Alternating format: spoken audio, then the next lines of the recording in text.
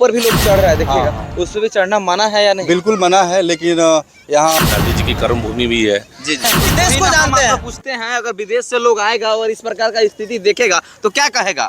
बुराई होगा। हम यहाँ सिर्फ दोष मैं बिहार सरकार को नहीं दूंगा, भारत सरकार को भी मैं कहना चाहता हूँ कि अगर 4000 वर्ष पुराना ये बौद्ध स्तूप है।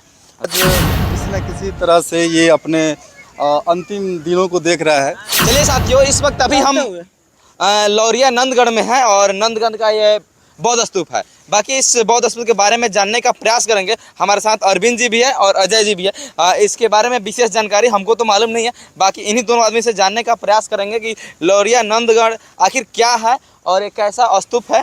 तो सबसे पहले अरविंद जी आप बताइए इसके बारे में, लौरिया नंदगढ़ क्या है और कब ऐसा से कहा जाता है कि ये लौरिया नंदनगढ़ ईसा पूर्व का बौद्ध स्तूप है, जिसको हमारे जो पुराने राजा थे वो उन्होंने बनाया था। अशोक के समय का है। अच्छा। और ये उस समय का बहुत बड़ा स्तूप था, जो आज किसी न किसी तरह से ये अपने अंतिम दिनों को देख रहा है। इसे बिना किसी सरकारी सहायता को, मतलब ये अपने वीरान सा पड़ा हुआ है। अगर सरकारी सहायता इससे मिले तो ये और भी अच्छा और भव्य देखा जा सकता है इसको। अच्छा, यहाँ पे आप आए तो देखिए बहुत सारा कचरा आसपास में फैला हुआ है और उस पे स्तूप के ऊपर देख सकते हैं कितना कचरा फैला है।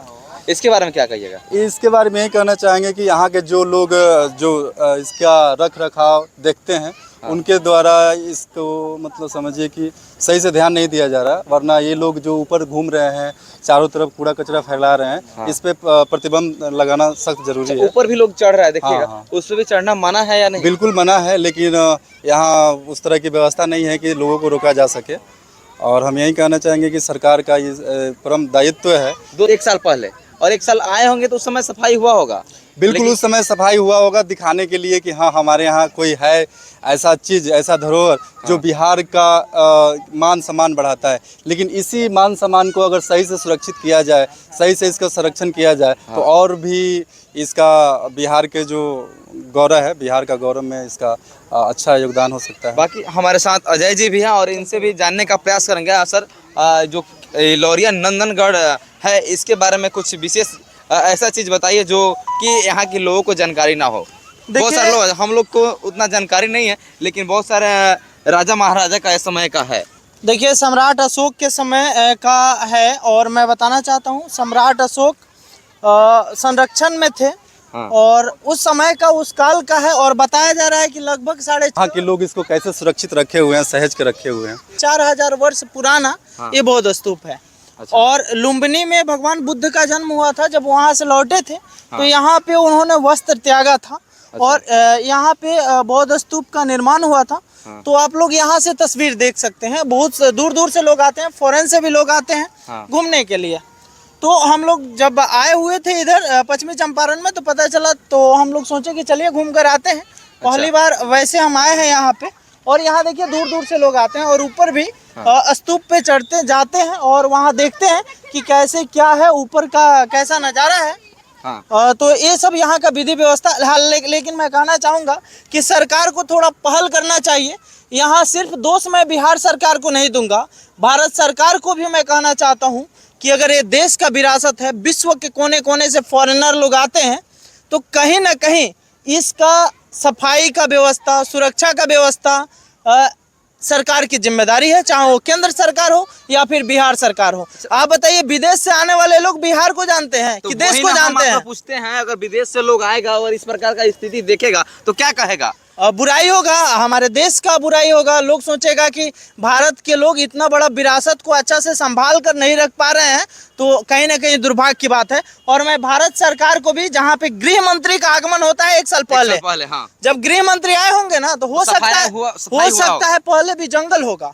लेकिन गृह मंत्री के आने से 4 दिन पहले खूब सफाई करके चकाचक कर दिया गया होगा। अच्छा। जब आए होंगे देश के गृह मंत्री, तो यहाँ पे पूरा लाइव टेलीकास्ट चल रहा होगा। देखिए लौरिया नंदगढ़ का बौद्ध स्तूप कितना फ्रेश क्लीन दिख रहा है। तो हम अपने माध्यम से दिखाना चाहते हैं, देखिए लौरिया नंदगढ़ का बौद्ध स्तूप कितना फ्रेश दिखाई दे रहा है। सबसे बड़ा बौद्ध स्तूप केसरिया बौद्ध स्तूप है।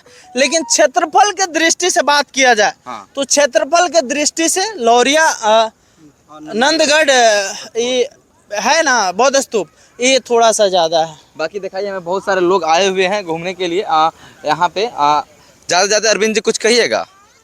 बस यही है कि यहाँ पे ना सरकार को बस व्यवस्था निगरानी इसका करना रखने के चाहिए। लिए हाँ, कोई रख रखाव और साफ सफाई का विशेष ध्यान देना चाहिए, क्योंकि यहाँ पे तो क्षेत्रीय लोग आते ही हैं, देश विदेश से भी लोग आते हैं, तो हमारे देश का, हमारे राज्य का क्या मतलब उनके अंदर छवि जाता होगा, तो ये थोड़ा सोचने का विषय है।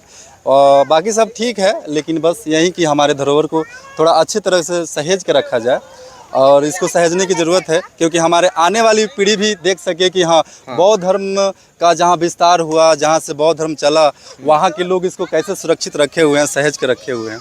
बस इसी के साथ हम यही कहना चाहते हैं। बाकी एक चीज़ मैं बता देता हूँ, अगर विदेश से लोग आएंगे यहाँ पे घूमने के लिए, देखने के लिए, तो इस चीज़ को देखेंगे और देखने के बाद क्या कहेंगे कि हम बिहार के लोग, भारत के लोग, इंडिया के लोग कैसे रहते होंगे, कैसे इस प्रकार का स्थिति है, बिहार का स्थिति अगर देखेंगे तो क्या कहेंगे, और बिहार के बारे में, खासकर इंडिया के बारे में, भारत के बारे में क्या सोचेंगे। एक बार लौरिया नंदगढ़ में है, और बाकी यहाँ पे बहुत सारे लोग आए हुए हैं घूमने के लिए। बाकी इन लोग से कुछ पूछने का प्रयास करेंगे, जानने का प्रयास करेंगे कि आखिर यहाँ पे घूमने तो आए हैं, खास करके हिंदुस्तान के वरिष्ठ पत्रकार रह चुके हैं पीटीआई के इनसे। अच्छा, चलिए, बहुत बहुत भैया है। मेरा नाम विकास बिहारी सिंह हुआ जी। हम पीटीआई के रिपोर्टर हैं पश्चिमी चंपारण के जी।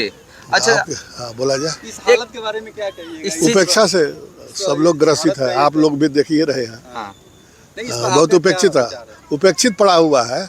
इतना ऐतिहासिक महत्व का चीज ये सिर्फ बौद्ध स्तूप, पश्चिम हाँ। चंपारण जो जगह है हमारी, ये गांधी जी की कर्म भूमि भी है, जी जी। और मतलब आप हमारे इतिहास में काफ़ी लोकप्रिय है। हाँ। और अगर आसपास आप नज़र डालें तो बगल में हमारा जो पहाड़ है सोमेश्वर पर्वत, जी। काफ़ी अच्छा है। जी। इससे भी कम आप जैसे राजगीर जाते हैं, वो सोमेश्वर पर्वत से ज़्यादा अच्छा नहीं होगा। मुझे लगता है वो जगह इससे खूबसूरत नहीं होगा। है वो भी अच्छा है अपनी जगह पर, लेकिन अगर इसको डेवलप करे सरकार, इन सब चीज़ों पर ध्यान दे, तो यहाँ पे दार्शनिक की संख्या बढ़ेगी और हमारा कल्चर भी, मतलब बहुत सारा आप लोग कमेंट करके जरूर बताइएगा। बाकी यहाँ तक वीडियो देखने का धन्यवाद।